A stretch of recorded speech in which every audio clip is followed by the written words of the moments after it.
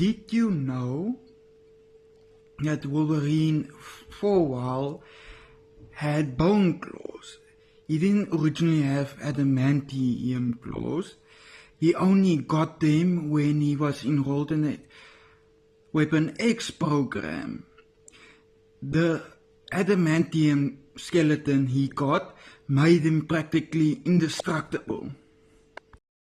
The adamantium skeleton he was given was cast adamantium. It wasn't pure adamantium, which means it isn't as strong as pure adamantium. Pure adamantium is one of the strongest metals in Marvel alongside Uru, and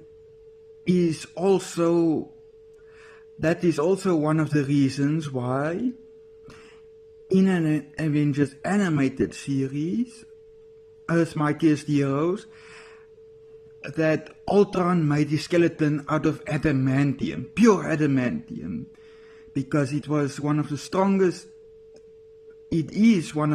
metals in Marvel.